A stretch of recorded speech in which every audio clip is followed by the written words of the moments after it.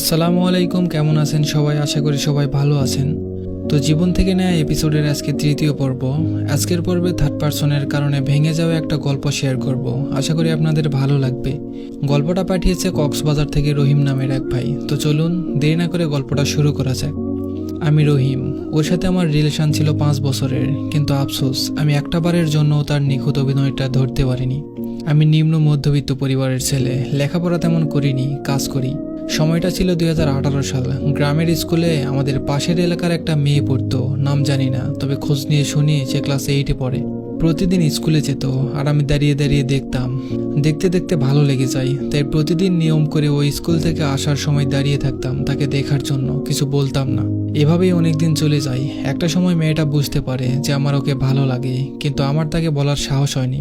আমার একটা বন্ধু ছিল, ও সব কিছু জানতো। সে বলল, তুই তো বলতে পারছিস না, স্কুল থেকে আসার সময় যদি ওকে দেখি তাহলে আমি বলে দেব যে তুই ওকে পছন্দ করিস। আমি ওকে অনেক নিষেধ করলাম যে বলিস না, অনেক সমস্যা হতে পারে, কিন্তু আমার বন্ধু সেটা শোনেনি। একদিনও স্কুল থেকে আসার সময় আমার বন্ধুকে রাস্তায় দাঁড় করিয়ে বলে যে রহিম তোমাকে পছন্দ করে, কিন্তু বলতে পারছে না। কথাটা শুনে মেয়েটা কিছু না বলে চলে যায় আর বাড়িতে গিয়ে সবকিছু বলে দেয়। তারপর তার পরিবার থেকে আমার বাড়িতে বিচার দেয় যে আমি নাকি প্রতিদিন ওকে স্কুল থেকে আসার সময় বিরক্ত করি। বাড়িতে এসে এটা শোনার পর মনে হলো আকাশটা যেন আমার মাথার উপর ভেঙে পড়লো।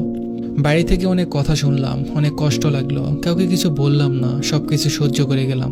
তারপর থেকে ওকে আর দেখতে যেতাম না। ওর প্রতি অনেক রাগ ছিল আমার। তো এভাবেই একটা বছর চলে যায়। হঠাৎ একদিন আমার ফোনে একটা কল আসে। ফোনটা রিসিভ করে দেখি ওই মেয়েটা কল করেছে। কিছুক্ষণ কথা বলার পর মেয়েটা বলে, আমার ভুল হয়ে গেছে, প্লিজ আমাকে ক্ষমা করে দিন। আমি তখন বললাম, এটা 1 বছর পর মনে হলো আপনার? ও বলল, আমি তখন বুঝতে পারিনি, প্লিজ আমাকে ক্ষমা করে দিন। বললাম ঠিক আছে। আমি আর কিছু বলিনি, কারণ ওর প্রতি আমার একটা রাগ থেকেই গেছিল। তো তারপর কিছুদিন পর পর কল দিত, কথা বলতাম। এভাবেই কথা বলতে বলতে আবারও ওর মায়ায় পড়ে যাই। আগের সব কিছু বলে ওকে ভালোবাসতে শুরু করি। এভাবেই আরও একটা বছর চলে যায়। এক সময় আমরা একজন অপরজনকে অনেক ভালোবেসে ফেলি। আমরা কথা না বলে থাকতেই পারতাম না। তো এইভাবেই চলছিল। কিছুদিন পর ওর পরিবার কিভাবে যেন আমাদের কথা জেনে যায়। ওকে অনেক কথা শোনায়, অনেক মারধর করে, আর অন্য জায়গায় বিয়ে দেওয়ার জন্য চাপ দিতে থাকে। ও আমাকে বলে, তুমি কিছু একটা করো। এদিকে আমার ফ্যামিলির অবস্থা ভালো না, কোনো মতে দিন চলে যায়। আর যদি ওকে বিয়ে করি, পরিবার নিয়ে ওকে নিয়ে কিভাবে চলবো? আবার আমি ওকে হারাতেও চাই না, কারণ ওকে আমি নিজের থেকেও বেশি ভালোবাসি। ওকে নিয়ে আমার অনেক স্বপ্ন ছিল, ছোট্ট একটা সংসার হবে, আমার পরিবার ও আমি সবাই মিলে একসাথে থাকবো। আমি কোনোদিন ওকে মিথ্যা কথা বলতাম না, মিথ্যা স্বপ্নও দেখাতাম না। তাই আমি ওকে বুঝিয়ে বলি যে দেখো, আমার অবস্থা এখন ভালো না, তুমি তোমার পরিবারকে বুঝিয়ে 3টা বছর সময় নাও। 3 বছর পর আমি তোমাকে বিয়ে করে নিয়ে আসবো। তো এই কথা মতো সে তার পরিবারের কাছে 3 বছর সময় চায়। তার পরিবারও রাজি হয়ে যায়। তারপর থেকে আমাদের ভালোই চলছিল।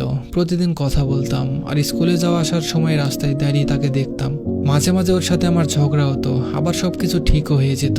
ওকে আমি অনেক ভালোবাসতাম, ওকে হারানোর অনেক ভয় পেতাম। কখনো হারিয়ে গেলে আমি কি করব, এটা ভাবতেই অনেক কষ্ট লাগতো। এভাবেই 3টা বছর চলে যায়। ওর বাড়ি থেকে বিয়ের কোনো চাপ দিল না। ভাবলাম যখন বিয়ের চাপ দিবে তখন না হয় বিয়ে করে নিব। এভাবেই চলতে থাকে। আমি ওকে নিয়ে অনেক গর্ব করতাম। 6 বছর হয়ে গেল আমার সাথে রিলেশনে আছে। 8-10টা মেয়ের মতো একসাথে 8-10টা ছেলের সাথে রিলেশন করে না, শুধু আমার প্রতি আসক্ত হয়ে আছে। কিন্তু এই 2024 সালের সেপ্টেম্বরের 26 তারিখে একটা ছেলে আমাকে কল করে ওর সম্পর্কে কথা বলে, আর ওদের কিছু ছবি দেয় আমায়।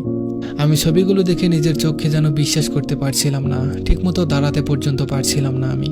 আর এটাও বলল ওর সাথে নাকি ওর 3 বছরের রিলেশন আছে। এগুলো শুনে আমার আর বাঁচতে ইচ্ছে করছিল না, ইচ্ছে করছিল এখনো মরে যাই।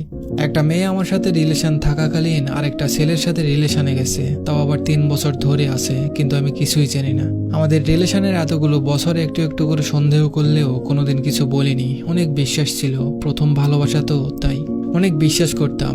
কখনো ভাবিনি ও আমাকে এভাবে ঠকাবে। অনেক স্বপ্ন ছিল যার হয়তো কখনো পূর্ণতা পাবে না।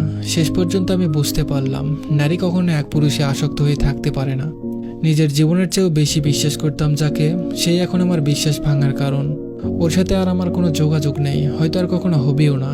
আমি যদি জানতাম তুমি আমাকে এভাবে কাঁদাবে, বিশ্বাস করো আমি মরে যেতাম, তবুও তোমাকে ভালোবাসতাম না। আমি তোমাকে বিশ্বাস করেছি, তোমার ভালো খারাপ সব নিয়েই তোমাকে ভালোবেসেছি। ভেবেছি তোমাকে পেয়ে গেলে সব ঠিক করে ফেলবো, কিন্তু তুমি তো থাকলে না, কি করি নাই তোমার জন্য। তো এই ছিল আজকের আমাদের গল্প। আশা করি আপনাদের গল্পটা ভালো লেগেছে। আর পার্সোনালি কিছু কথা বলি, যারা রিলেশনে আছেন তারা হয়তো ভাবছেন যে আপনারা অনেক ভালো আছেন, কিন্তু সম্পর্কে যখন তৃতীয় ব্যক্তি চলে আসবে, তাকে প্রাধান্য দিয়ে যখন আপনাকে তৃতীয় ব্যক্তি বানানো হবে, তখন বুঝতে পারবেন রিলেশনের জ্বালা কেমন। এই জন্যই আমি প্রায় বলি, রিলেশনে যাওয়ার কোনো প্রয়োজন নেই। একা থাকুন, ভালো থাকুন, বাবা মার পছন্দে নিজে দেখে শুনে বিয়ে করুন, ভালো থাকবেন জীবনে। তো যাই হোক, গল্পটা ভালো লাগলে অবশ্যই কমেন্ট করে জানাবেন। আর নতুন নতুন গল্প পেতে অবশ্যই চ্যানেলটা সাবস্ক্রাইব আর পেজটা ফলো করে দিবেন।